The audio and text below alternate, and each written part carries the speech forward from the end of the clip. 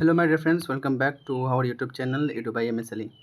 आज के इस वीडियो लेक्चर में हम लोग बात करने वाले हैं शिफ्ट 2 का एक्सपेक्टेड कट ऑफ, जिसका रिजल्ट अभी नहीं आया है, based on the 9 zone results published on 4 जुलाई। ठीक है, बारी बारी से हम लोग हर एक चीज़ को, हर एक डाउट को क्लियर करेंगे, तो आप लोग अंत तक वीडियो के बने रहिए और अगर कंटेंट आपको अच्छा लगता है तो सब्सक्राइब करिए। ठीक है, तो चलिए शुरू करते हैं। क्वार्टर जोन के लिए तो नो डाउट बेनिफिशियल है और इलेक्ट्रॉनिक्स ब्रांच के लिए भी है। ठीक है, अब इसमें हम लोग क्या क्या डिस्कस करने वाले हैं, जो पॉइंट्स समझने वाली है वो ये है कि कितने क्वेश्चंस नेगलेक्ट किए जाएंगे। ठीक है, उसके बाद इसके बेसिस पे प्रोरेटेड स्कोर कितना बनेगा और उसके बाद एक्सपेक्टेड कट ऑफ जो क्वार्टर जोन का मेरिट इंडेक्स के हिसाब से कितना तक जाएगा।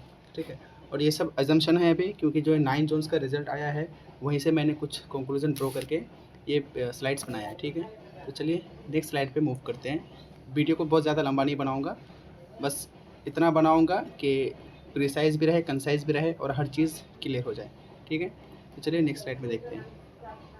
यहाँ पे देखिए, अभी तक हमको क्या पता चला है कि इलेक्ट्रॉनिक्स से 7 क्वेश्चंस डिलीट किए जाएंगे। क्यों? क्योंकि 7 क्वेश्चन पे तो हर कोई इग्नोर ऑब्जेक्शन लगाया हुआ है। ठीक है, लेकिन हमको अभी भी ये एग्जैक्ट नंबर नहीं पता कि क्वेश्चंस का कि कितने क्वेश्चंस पे चैलेंज लगाया गया है, लेकिन इस 7 क्वेश्चंस पे तो डेफिनेटली लगाया जाएगा।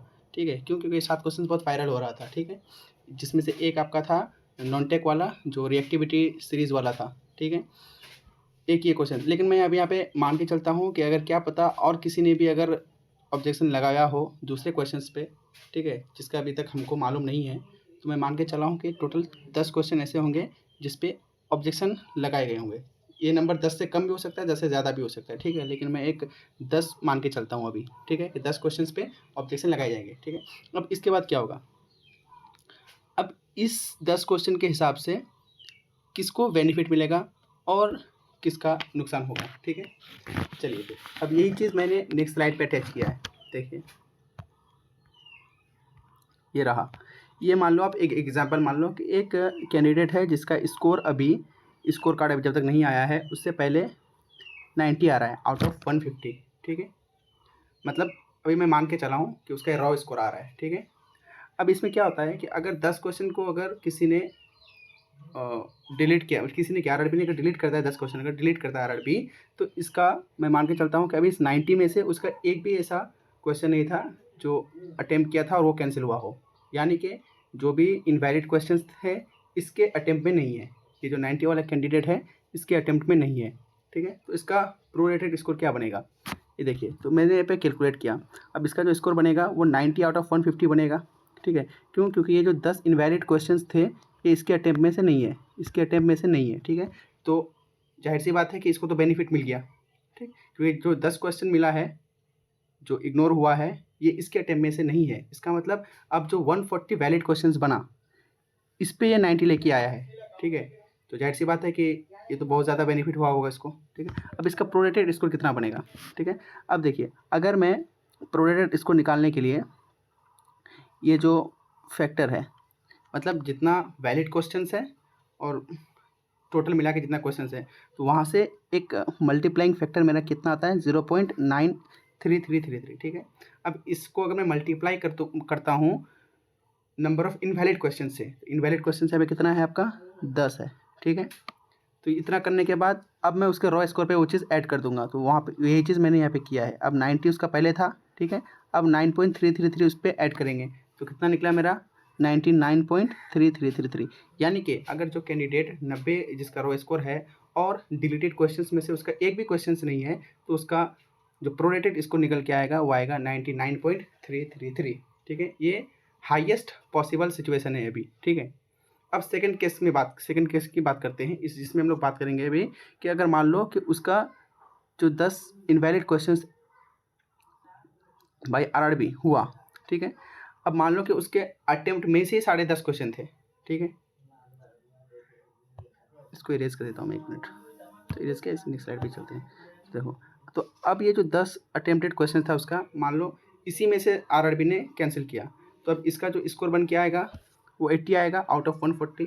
ठीक है, इसका प्रोरेटेड स्कोर पे वही सेम जो 9.33 आया, जो फैक्टर आएगा उसको 10 से मल्टीप्लाई करेंगे, यानी कि नंबर ऑफ इनवैलिड क्वेश्चन है, तो इसका 89.333 बन के आएगा। ठीक है, यहाँ से हमको एक चीज़ पता चला, कंक्लूजन में ये निकाल सकते हैं हम लोग कि अगर मान लो जिसका स्कोर 90, अब यहाँ पे और भी सिनेरियो बन सकते हैं, जैसे कि मान लो किसी का अटेम्प्ट में से 5 क्वेश्चन राइट वाला इग्नोर हुआ हो, किसी का 3 राइट वाला इग्नोर हुआ हो, किसी का 7 राइट वाला इग्नोर हुआ हो। ठीक है, तो लेकिन हाईएस्ट और लोवेस्ट पॉसिबल कंडीशन को मैं मान लिया यहाँ पे। ठीक है, एक यहाँ जहाँ पे आपका 10 का 10 अटेम्प्ट इग्नोर किया गया है, और एक ऐसा जहाँ पे आपका 10 में से एक भी अटेम्प्ट आपका इग्नोर नहीं किया गया है। ठीक है, अब जो बंदा 90 लेके आया होगा, ठीक है, रो स्कोर, और उसमें जो हाईएस्ट और लोवेस्ट पॉसिबल कंडीशन जो बना मेरा, यानी कि जो मार्क्स का रेंज बना, एक ये 99.33, कहाँ गया, एक मिनट रुक, मैं इसको पहले इरेज ही कर देता हूँ।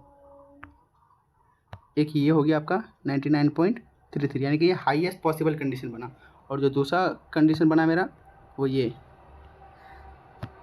89.33, एक ये वाला कंडीशन बना।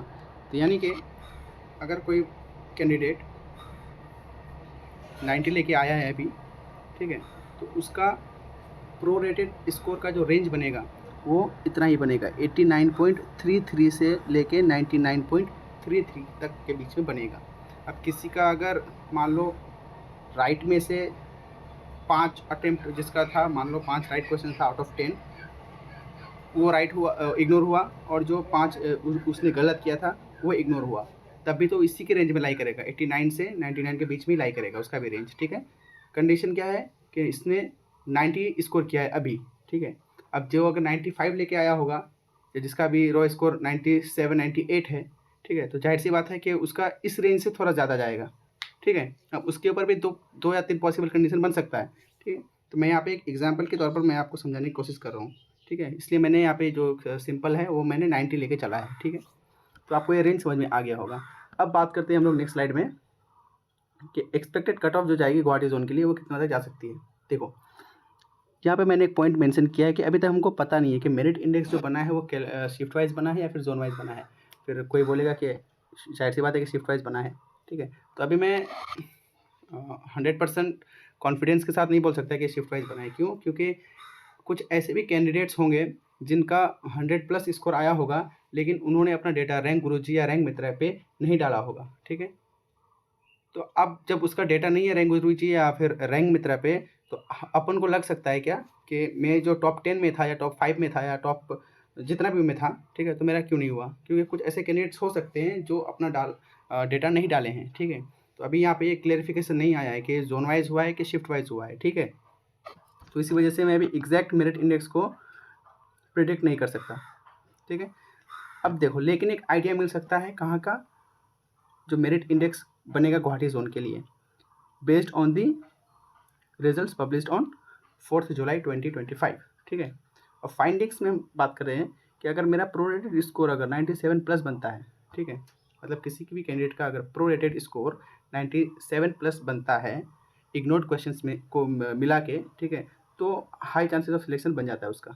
ठीक, तो आशा करता हूँ कि आपको ये पूरा एनालिसिस क्लियरली समझ में आया होगा। बाकी कोई अगर दिक्कत होती है तो आप लोग कमेंट सेक्शन में बताइए। ठीक है, मैं उसको भी यहाँ पे वीडियो के माध्यम से उजागर करने की कोशिश करूँगा। ठीक है, तो आज के लिए इतना ही तक रखते हैं। धन्यवाद।